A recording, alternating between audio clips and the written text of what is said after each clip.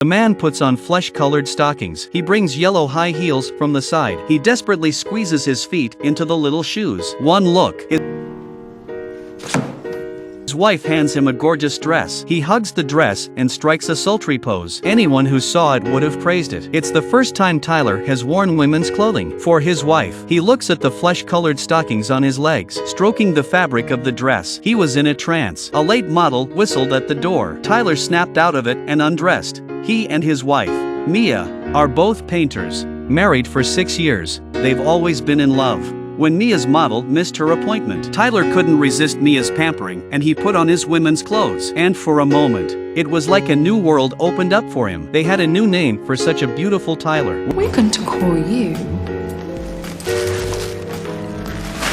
Lily. At night, Tyler couldn't take his eyes off Mia. He even reached out and touched Mia's nightgown. The fabric tingled his heart. Who would have thought that the next day, Tyler quietly put a nightgown on under his suit. Mia found out and removed his shirt and stroked her nightgown. Tyler just smiled coyly. Late at night, Mia leaned against the window, drawing a picture of her husband's beauty. At this point, they didn't realize that something was wrong. Mia even suggested that Taylor should pretend to be a woman to follow her to the party for a bit. Tyler readily agreed. At the party, the never-before-seen beauty draws attention to herself. Mia was laughing with the crowd. Taylor stands quietly by her side. She's shy. A man comes up to her. His name is Mark. Mark's subtlety and gentleness put Taylor in a trance. Hearing the man call him Lily, Taylor closed her eyes and met Mark's kiss. Mia caught the scene just in time. It was then that she finally realized that something was wrong with her husband. The next day, Tyler asked Mia, as if nothing had happened, "Did Lily have a good time?" This kind of husband was strange to Mia. She said it was just a game. It was time to stop. You need to stop, Tyler. I am going to try. But Tyler couldn't help himself. He dressed up for his date with Mark, but he left just as Mark was about to take the final step, because he found out Mark loved Tyler as a man, not the Lily he was at the moment. When he returned home, he saw Mia crouching on the floor in a vulnerable position. He went over to his wife and hugged her tightly. Looking up again, he finds the beautiful Lily on the canvas, putting foundation on her face, sketching the lips with a brush. Draw the beautiful curves. Sip your lips. Lipstick is applied. Then it's time to draw the eyeliner. Black extensions out. Finally put on the silk scarf. Put on a wig. You'd never guess that such a beautiful woman. He's actually a masculine man. Tyler comes home and tells all about himself. He knew something was wrong with him too. Maybe as a teenager when his friend Alan kissed him. He'd been acting weird since he was a teenager. When Mia heard about it, she offered to take him to a doctor. The doctor explained that it was an endocrine disorder and subjected him to a brutal course of radiation therapy. However, to everyone else, Tyler looked crazy. Mia was by his side at all times. But just then her portrait of Lily sold, and the gallery in Paris invited her to attend. It was a rare opportunity. Mia had to go. She asks Tyler to come with her. Everything will work out for us. You just have to trust me.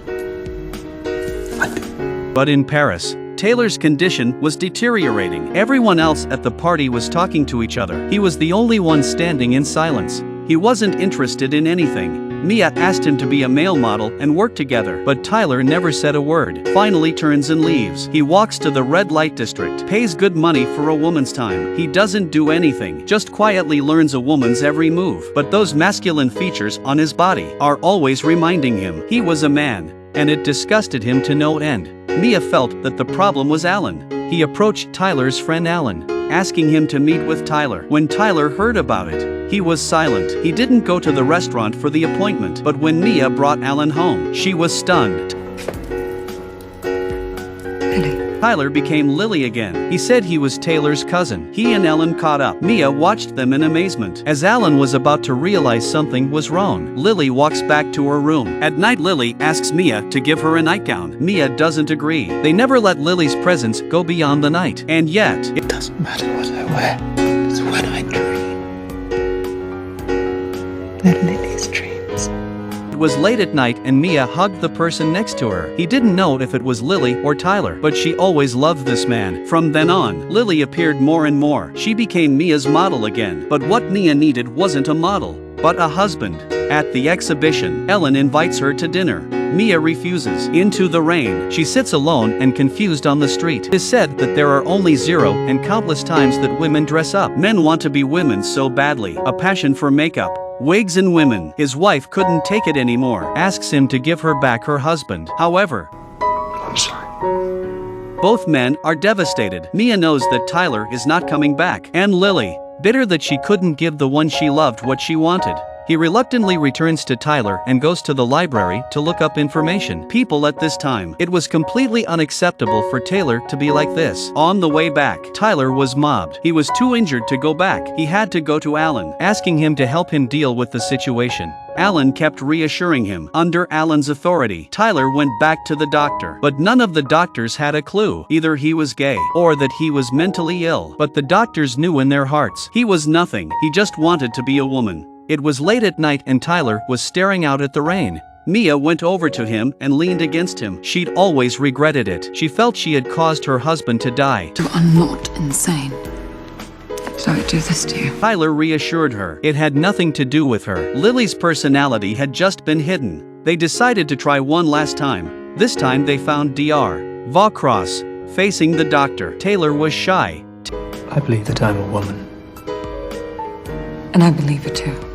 Taylor smiled. Even if everyone didn't understand, he had a Mia. This doctor is not like the previous ones. He understands Tyler fully and said he could offer him surgery. The surgery was irreversible and that it was extremely risky. Mia was worried about this, but Tyler accepted. He did not hesitate. Tyler and Mia kissed at the station. Back again. He was no longer her mother-in-law. The first operation was a success. When Mia arrives at the hospital, Lily was sweating from the pain, but she was smiling. After a period of rest and recuperation, Mia took Lily back to Denmark. Lily applied for a job as a waitress in a shop. He was selling perfume to the customers. He had such a happy expression on his face. Lily lived in her old home, sleeping in her old bed, separated from Mia by a curtain. Once they were husband and wife. Now they are sisters. Mia had overestimated herself. He still couldn't accept the change, especially since she was still in love. When she sees Lily holding another man's hand, she would feel sad. Lily is powerless too. She wanted to live a normal woman's life, so she offered to have a second operation. The second surgery is even riskier. Mia didn't want to see Lily hurt herself, but she went with her to the hospital anyway. In the ward, Lily looked deep into Mia's eyes. He knew how much he was loved by the person in front of him, and he knew he had wronged Mia. When no one else could hear me, Mia handed Lily a silk scarf.